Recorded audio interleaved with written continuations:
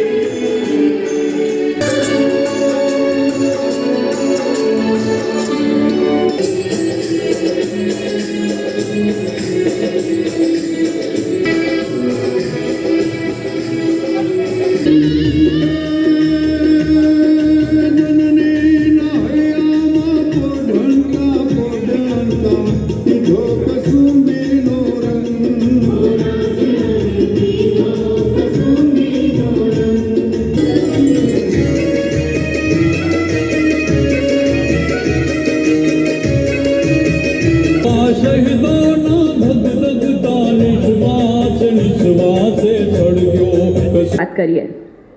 યુનિવર્સિટીની પરંપરાના ભાગરૂપે સર્વપ્રથમ આપણે સૌ કાર્યક્રમની શરૂઆત યુનિવર્સિટીના કુલગીત ગાન દ્વારા કરશું.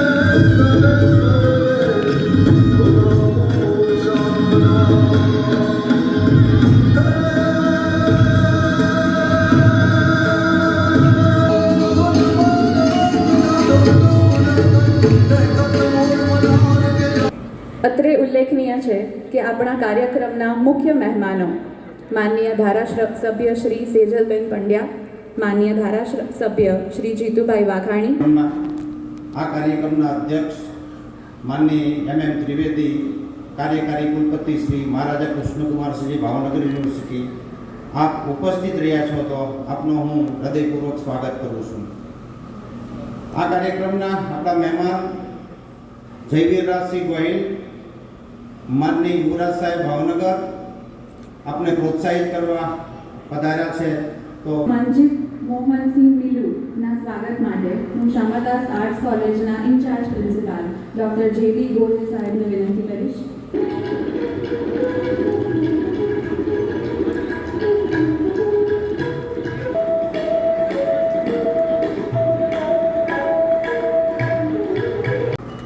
भारत माता की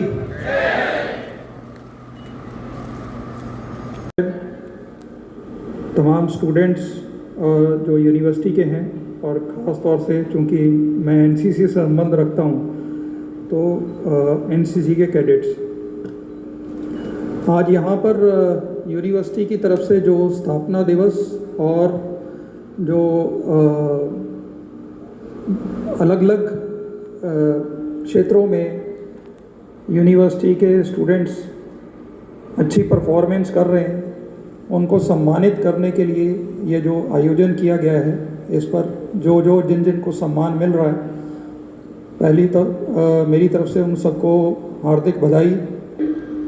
આજે જેટલા પણ યુવાનોને સફળતા પ્રાપ્ત કરી છે અને મેડલ અને એવોર્ડ પ્રાપ્ત કરવાના છો એને માટે આપને હાર્દિક શુભકામનાઓ, અને ખાસ કરીને નારી શક્તિ અને વધારે શુભકામનાઓ, કારણ કે આપે આટલી મોટી સંખ્યામાં સફળતા પ્રાપ્ત કરી છે. અને મારા પ્રિય ભાઈઓ, આપ જાગી જાઓ, આપણે વધારે મહેનત કરવાની જરૂર છે. સાથે સાથે દિલીપસિંહજી બાપુ, આપને અને આપની સમગ્ર ટીમને ખૂબ ખૂબ આભાર કે આપે આટલા દિલથી અને મનથી આપણા વિદ્યાર્થીઓને સાચવ્યા છે, અને યુનિવર્સિટીને જ નહીં પણ વિદ્યાર્થીઓને પણ એક બ્રાઇટ ફ્યુચર એટલે અલગ દિશામાં આપ લઈ જાઓ છો. આજે જ્યારે એક શુભ દિવસ છે, એટલે કે યુનિવર્સિટીનું સ્થાપના દિવસ છે, તો વધારે સમય આપ સૌનો નથી લેવું. મને એક જ વાત કહેવી છે, ખાસ કરીને એડમિન સ્ટાફને, ગિરીશભાઈ ગઢવી સાહેબ, બધા સિનિયર સ્ટાફ અહીંયા છે, સિનિયર મેમ્બર્સ છે. અગત્યનું એ છે કે આપણે નેક્સ્ટ 5 યર્સમાં, આવતા 5 વર્ષમાં જ્યારે યુનિવર્સિટી 50 વર્ષની થશે ત્યારે આપણે કઈ દિશામાં જઈ રહ્યા છે એ અગત્યનું છે. આ યુનિવર્સિટીનું ભવિષ્ય ફક્ત વિદ્યાર્થીઓના હાથમાં નહીં, પણ વિદ્યાર્થીઓનું ભવિષ્ય આપણા સૌના હાથમાં છે. એ મોટી જવાબદારી છે. તો એક નાગરિક તરીકે વિનંતી પણ છે અને અપેક્ષા પણ છે કે યુનિવર્સિટી માટે આપણે સૌ કામ કરશું. અને એક નાગરિક તરીકે મારી જરૂર જ્યારે પણ રહે, પ્લીઝ મને યાદ કરજો. મને ગૌરવ થશે આ યુનિવર્સિટી અને ભાવનગરના નગરજનો માટે કામ કરવા માટે. સાથે સાથે પ્રજાવત્સલ મહારાજા કૃષ્ણકુમારસિંહજીને જ્યારે આજે યાદ કરીએ અને એમના શબ્દો કે મારી પ્રજાનું કલ્યાણ થાય, એમના જ શબ્દો હતા કે પ્રજામાં કોઈ દિવસ ભેદભાવ ન થવો જોઈએ. ધર્મ, નાતી, જાતિ આ બધી બહારની વસ્તુ છે, અહીંયા ભાવનગરમાં તો લાગુ ન પડવી જોઈએ. તો એ જ વિનંતીથી, એ જ માનસિકતાથી આપ સૌથી વિનંતી છે કે ભાવનગર યુનિવર્સિટી માટે કામ કરો અને આપણા વિદ્યાર્થીઓ માટે કામ કરો. કારણ કે આપણે જે ગૌરવશાળી ઇતિહાસ છે ભાવનગરનું, એ જ ગૌરવશાળી એક ભવિષ્ય આ વિદ્યાર્થીઓ 100% બનાવી શકે છે. એમને બસ અમારું સહકાર. યુવરાજસિંહ બાબુ બહુ સારી વાત કરી કે આ બધું ઘડતર આપણે જ કરવાનું છે. જો માટી આપણે જ બનાવવાની છે, સાંકડો આપણે નાખવાનો છે, ઘાટે આપણે ઘડવાના છે, નિભાડો આપણે ચાલુ કરવાનો છે, અને એને બરોબર પકવવાના આપણે. પણ મને એક પ્રશ્ન થાય છે કેદુનો, અને જવાબ એ મારી પાસે મળ્યો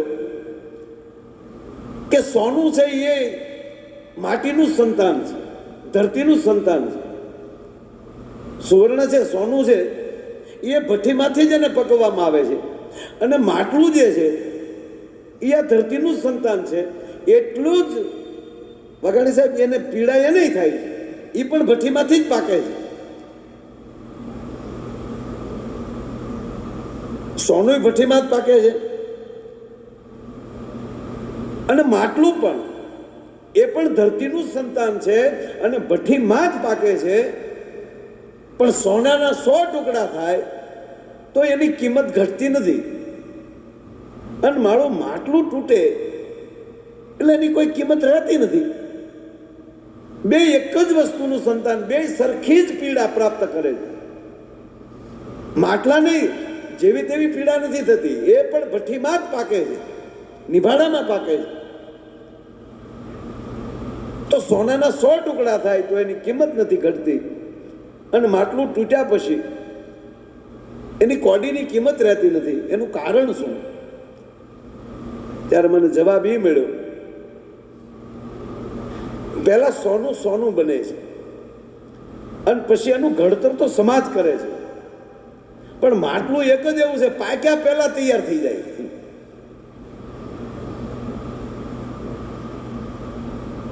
એ પહેલા કુલડી, માટલું જે કઈ બનતું એ પહેલા તૈયાર થઈ જાય અને પછી પાકે છે. એનો અર્થ એ થાય કે આપણી અંદર જે હજી તાકાત નથી છતાં એ વસ્તુ દેખાડવા મળીએ છીએ ને, ત્યારે આપણે ભાંગી જઈએ છીએ. તો પછી એની કોઈ કિંમત હોતી નથી. પણ પહેલા પોતે જ એવો માણસ તૈયાર થઈ જાય, પછી એને જેવા ઘાટમાં નાખો એ એમાંની બધાય માલી સફળતા પ્રાપ્ત કરીને આવતો હોય, અને એના પછી ટુકડા થાય અથવા તો એમાંની કાંઈ વાંધો પડે તો એ માણસ મળતો નથી. આમાં કોઈ પણ ને કે નહીં, કોઈ પણ આમાં તો દડી પડી મેદાન મેં ખેલન સોલે જાય. તેથી અમારા દાદા ઘોડી હોતા ગોમતી. પાલીબેન વાળા માનસી, કતેશિયા નીતા અને જાંબુચા માયા. આ જુદા જુદા સંસ્થાના બહેનો છે. નંદગોરબા મહિલા કોલેજ, મહારાણી શ્રી નંદગોરબા મહિલા કોલેજ, મેનેજર દીપિકાબેન પંડ્યાએ એમની સેવા બજાવેલ હતી. આપણે મિત્રો એનસીસીના મિત્રો પાસે એવી અપેક્ષા રાખીએ કે આ તમારા પગનો અવાજ આવે એનાથી વધારે તાળીઓનો અવાજ આવવો જોઈએ, બિકોઝ તમે રિપબ્લિક ડે અને સી સર્ટિફિકેટ ગોલ્ડ મેડલ મેળવવાના જે પરીક્ષાના વિદ્યાર્થીઓ, થોડી તાળીઓ અમને પહોંચાવી આપજો. તમે ખૂબ પેનથી મહેનત કરીએ છીએ. નેક્સ્ટ ડાભી મિત્ર.